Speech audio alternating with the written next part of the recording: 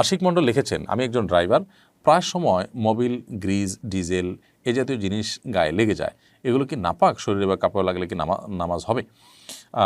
Mobil, grease বা diesel এর কোনোটি নাপাক নয়। এগুলো যদি আমাদের শরীরে বা কাপড়ে লেগে যায় তাহলে ওই শরীরের কাপড় নিয়ে সালাত আদায় করলে সালাত হয়ে যাবে। তবে আমাদের শরীরে যদি লেগে যায় এবং সেগুলো লেগে যদি আলাদা কোনো স্তর বা লেয়ার তৈরি হয়ে যায় তাহলে সেক্ষেত্রে অজু করার আগে সেটা রিমুভ করে নিতে হবে। বাকি মোবিল তো আর লেয়ার পড়ে না বা আপনার ডিজেলও লেয়ার পড়ে না। গ্রিসের ক্ষেত্রে আমি জানি না যে কোনো গ্রিস এরকম আছে কিনা যেটা লেয়ার পড়ে যাওয়ার মতো এরকম হয়। যদি হয় তাহলে সেক্ষেত্রে দূর করে নিতে হবে যেভাবে হোক, তারপর অজু করতে হবে। কিন্তু কাপড় বা পোশাকে লাগলে নাপাক হবে না, ওই কাপড় পোশাকে নামাজ পড়তে পারবেন। তবে দুর্গন্ধ আছে সেই কারণে যে অংশে লেগেছে সেটাকে ধুয়ে বা বিকল্প কাপড়ে সালাত আদায় করতে পারলে সেটা বেশি ভালো।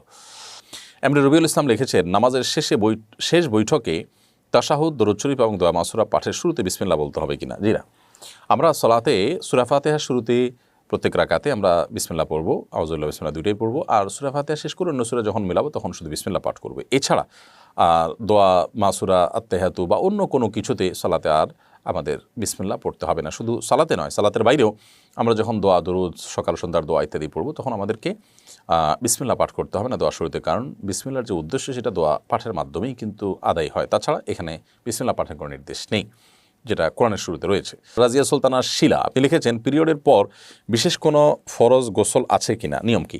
পিরিয়ড থেকে পবিত্র হওয়ার পর আপনি ওই ওয়াক্তের সালাত আদায় করার আগে গোসল করবেন, গোসল করে নিয়ে তারপরে সালাত আদায় করবেন। ফরজ গোসলের যে নিয়ম, এক্ষেত্রে একই নিয়ম, ভিন্ন কোনো কিছু নেই। আপনি 3 বার কুলি করবেন, নাকে পানি দিবেন এবং পুরো শরীরকে ভালো করে ধুয়ে পবিত্র করবেন, পরিচ্ছন্ন করবেন, তারপর আপনি সালাত আদায় করবেন। জান্নাতুল আলী এআডি থেকে আপনি লিখেছেন, প্রেগন্যান্সিতে অসুস্থ থাকার কারণে নামাজ ঠিকমতো আদায় না করলে কি গুনাহ হবে? দেখুন, আমাদের অনেকেই প্রেগনেন্সির সময়টাতে আমরা অনেক মা বোন আছেন যে তারা সালাত ঠিকমতো আদায় করতে পারেন না, অর্থাৎ রুকু সেজদা করতে অসুবিধা হয়, কষ্ট হয়, পড়ে যাওয়ার আশঙ্কা থাকে। এরকম যদি হয় তাহলে সেক্ষেত্রে তারা বসে বা চেয়ার ইত্যাদির সাহায্য নিয়ে সালাত আদায় করলে সালাত আদায় হয়ে যাবে। কিন্তু সামান্য একটু ঠুনকো অজুহাতের ভিত্তিতে একটু হালকা ভয় আছে, এটার উপর ভিত্তি করে সালাত বসে বসে পাওয়ার সুযোগ না। সালাত তো ছাড়ার কোনো সুযোগই নেই, যে কোনো অবস্থাতে সালাত আদায় করতে হবে। দেলওয়ার হোসেন সাঈদ লিখেছেন, ফরজ নামাজে সূরা ফাতিহার পর সূরা মিলাতে বিসমিল্লাহ বলতে হবে কিনা? হ্যাঁ, আপনি ফরজ সালাতে সূরা ফাতিহা পড়ে শেষ করার পর যখন একটা সূরা মিলাতে যাবেন তখন বিসমিল্লাহ পড়ে তারপর সূরা মিলাবেন, এটা সুন্নাহ। যদি বিসমিল্লাহ না পড়েন কোনো কারণে সালাত আদায় হয়ে যাবে, তবে বিসমিল্লাহ বলে তারপরে সূরা মিলানোটা হলো সুন্নাহ সম্মত, আপনার সালাতকে সৌন্দর্য মণ্ডিত করবে এবং কোয়ালিটি বৃদ্ধি করবে। মোহাম্মদ আলী লিখেছেন, আমি ইন্ডিয়া থেকে বলছি, আমি মুস্তাজাবুদ দাওয়া কীভাবে হব? সম্ভবত আপনার প্রশ্ন উত্তর আমরা গেল সপ্তাহেও দিয়েছি, আপনি একই প্রশ্ন করেছেন আমার যতটুকু মনে পড়ে। ভাই মোহাম্মদ আলী, আপনার প্রশ্ন উত্তর তারপর আবারও দিচ্ছি। আমরা মুস্তাজাবুদ দাওয়াহ মানে হলো যার দোয়া কবুল হয়, আল্লাহ সুবহানাহু ওয়া তাআলা যার দোয়া সচরাচর ফিরিয়ে দেন না, এরকম সৌভাগ্যবান মানুষ হতে হলে আমাদেরকে যে কাজগুলো করতে হবে তোমাদের থেকে 1 নম্বর হলো যে আমাদের হালাল উপার্জন, হালাল বক্ষণটাকে নিশ্চিত করতে হবে। এটা হলো সবচেয়ে গুরুত্বপূর্ণ বিষয়।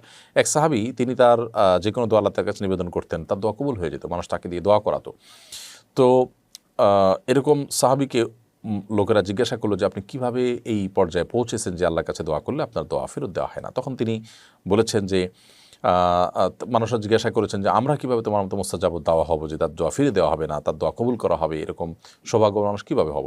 তখন তিনি বলেছেন যে আতিব মাতআমাকা তাকুন মুস্তাজাবুদ দাওয়া, তুমি যদি তোমার খাদ্য খাবার এগুলোকে হালাল করো, পবিত্র রাখো, তাহলে তাকুন মুস্তাজাবুদ দাওয়া, তুমি মুস্তাজাবুদ দাওয়া হবে, অর্থাৎ তোমার দোয়া কবুল করা হবে। এই জন্য খাদ্য হালাল থাকাটা হলো সবচেয়ে ইম্পর্টেন্ট, যে আমি কোনো ভেজালে যাব না, সন্দেহপূর্ণ খাবারে যাব না। যারা মুস্তাজাবুদ দেওয়া হয় তারা তার খাবারও খেতে চায় না, অনেক বাছ বিচার করে তারা খাদ্য গ্রহণ করে এবং উপার্জন করে। সেই সাথে দোয়া কবুল আরও যে সমস্ত শর্তগুলো আছে, কায়মন বাক্যে দোয়া করা, আল্লাহর প্রতি সুধারণা করে দোয়া করা, সিরিয়াসনেসের সাথে দোয়া করা, আন্তরিকতার সাথে দোয়া করা, এগুলো পূর্ব শর্ত।